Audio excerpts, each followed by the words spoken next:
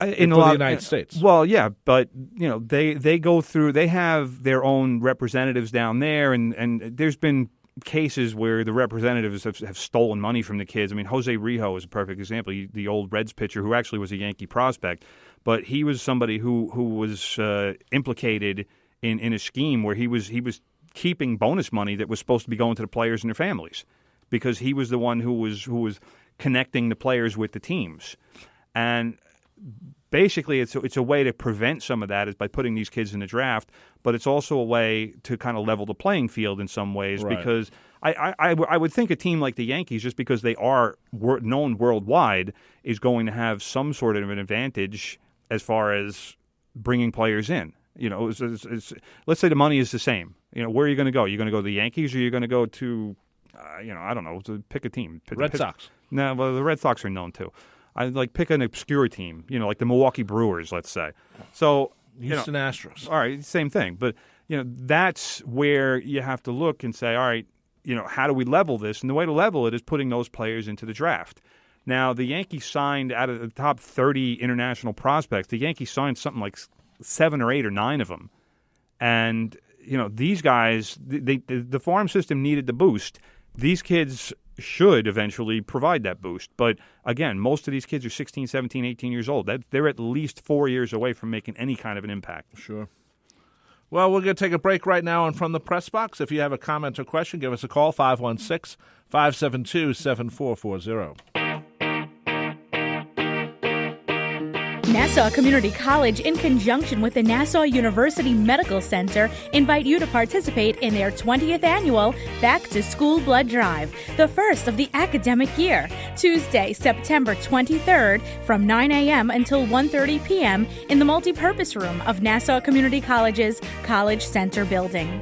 Blood donors must be at least 17 years old and in good health. Donors should come with some personal identification, and although refreshments will be served, we ask that all donors eat before donating. The process usually takes less than an hour, and all members of the community are invited to donate. You can make an appointment to give blood today. Call 516-572-7883. That's 516-572-7883. Or just stop by on September 23rd and tell them WHPC sent you.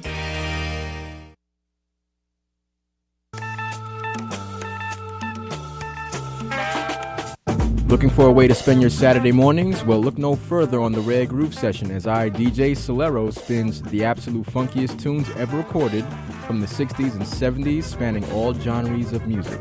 So tune into the Rare Groove Session Saturday mornings at midnight only on 90.3 FM WHPC, Garden City, New York, where we are the radio voice of Nassau Community College.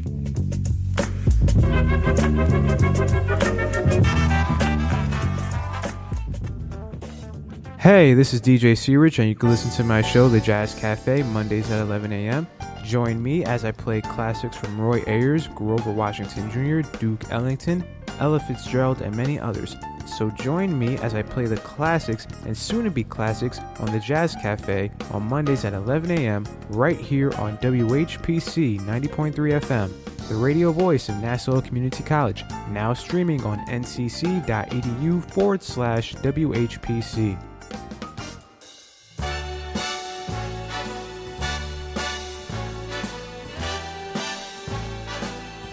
And welcome back to From the Press Box.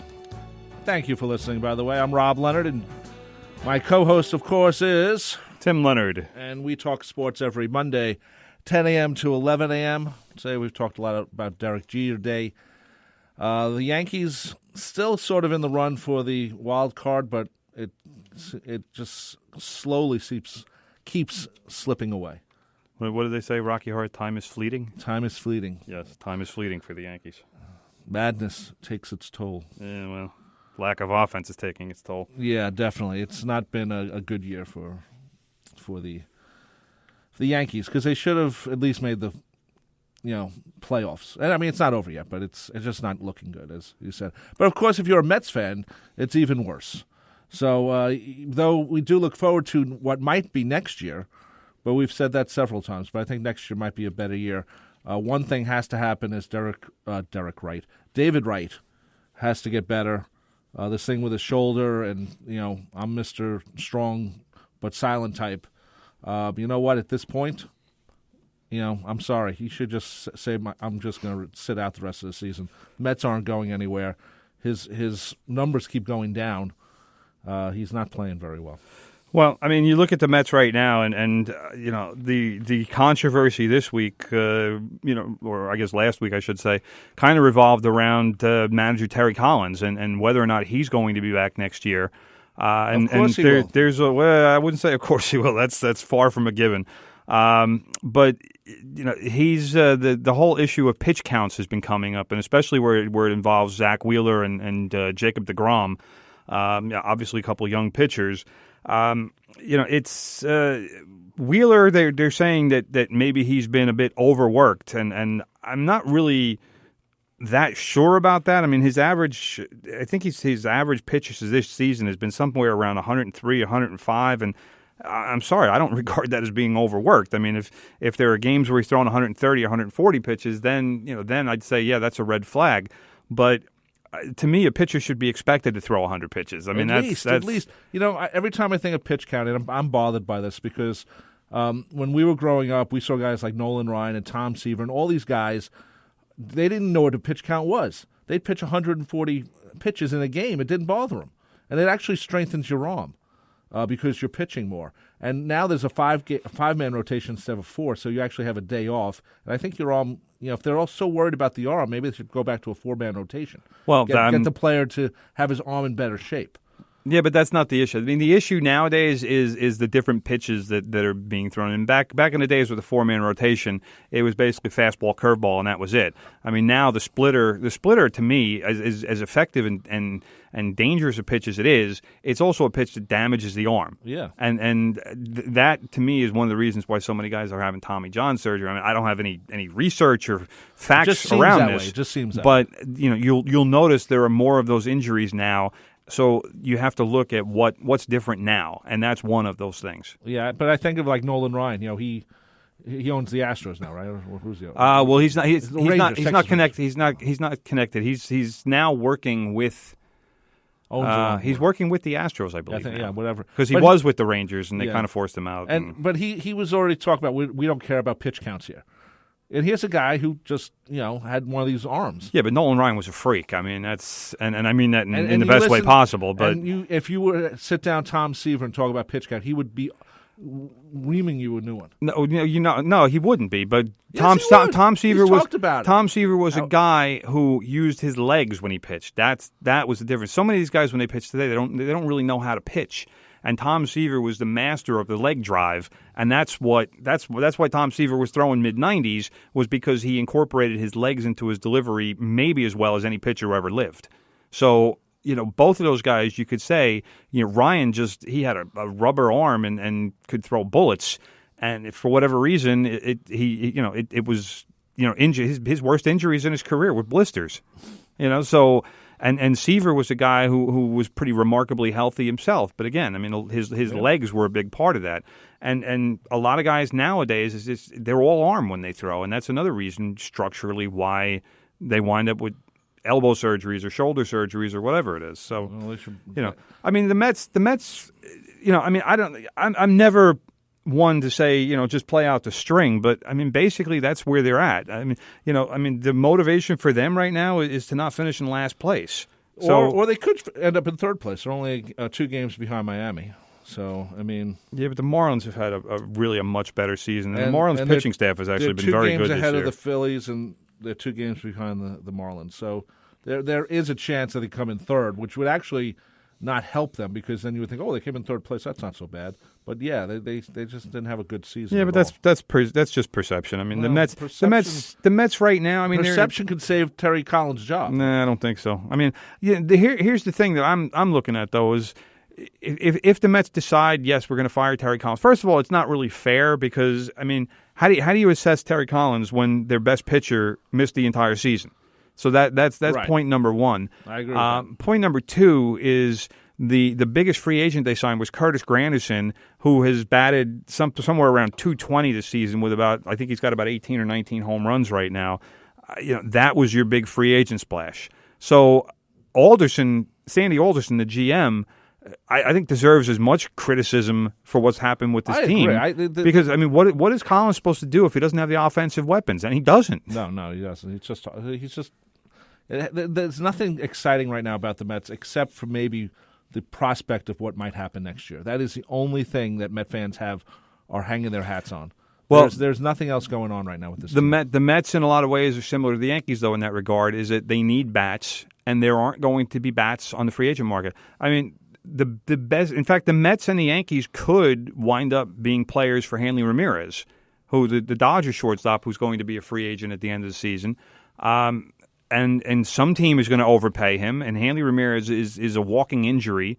A great player when he's healthy, but he's one of those guys. He's never healthy. That's funny. Well, but he's like Troy Tulowitzki in a lot of ways, who we talked about last week. You know, who the Mets have been talking about possibly trading, or I guess the media has been talking about the possibility of the Mets acquiring Tulowitzki from the Rockies. And Tulowitzki is a guy who, when he's healthy, is a phenomenal player, but he can't stay healthy. And he doesn't just get small injuries. Like, he doesn't pull a hamstring and he's out for a couple of weeks.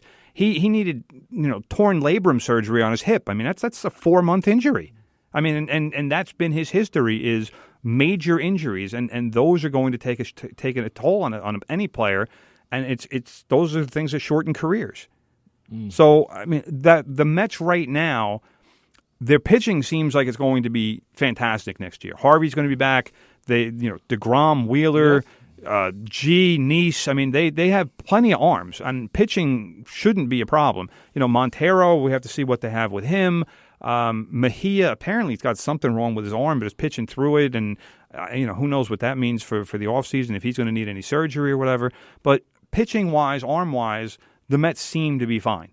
But it's going to be a matter of, how does Sandy Alderson handle the offseason? Who does he trade? Do the Mets trade Syndergaard? This highly regarded prospect that they have, for a bat. And we talked about this last week. Do they go to the Cubs and say, hey, we want one of your shortstops? What is it going to take? Because the Cubs have 3 phenomenal shortstops, 1 in the major leagues and 2 in the system. But I also think the other thing that could be the problem is, how much money do the Wilpons dig out from the ground? But the money isn't going to do it. The money, they need to make trades. They do need to make trades, but they also need to pay players, and they have been playing on the cheap for the last 2 or 3 years. But here's the issue that I'm dealing with here. Who do you pay? If the quality player is not available, and I said this before, if Nick Markakis is the best outfielder out there and he wants $20 million a year, let somebody else pay him. He's not worth it. There's no way. I mean, just because you give a guy that much money and you boost your payroll, it's not going to make you better. Yeah. So what's the point? What's the point in spending that kind of cash on somebody like Nick Markakis, who basically is going to hit like 18 or 20 home runs and drive in 75 or 80 runs, and you're going to pay him $20 million to do that? No, but that's what it's going to be. That's what it's going to be. Well, somebody should have signed not Marlon Byrd. What's his name for? I'm blanking now. The guy who's playing for the Orioles. I have no idea.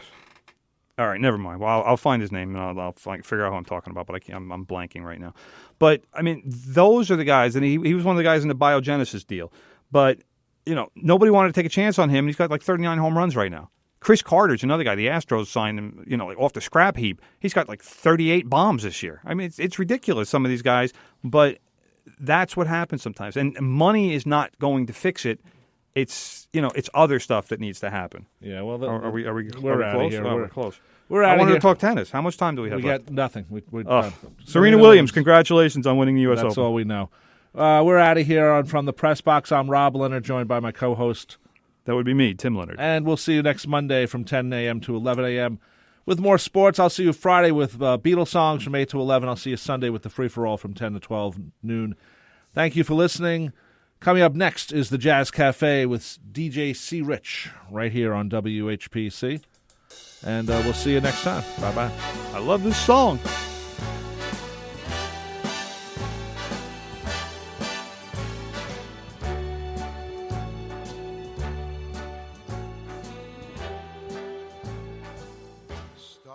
WHPC Garden City, New York, the voice of Nassau Community College. Listen. Join WHPC's Daily News Wrap-Up, weekdays at 4:30 p.m. bringing you a complete report of the day's news home and abroad, as well as sports, weather,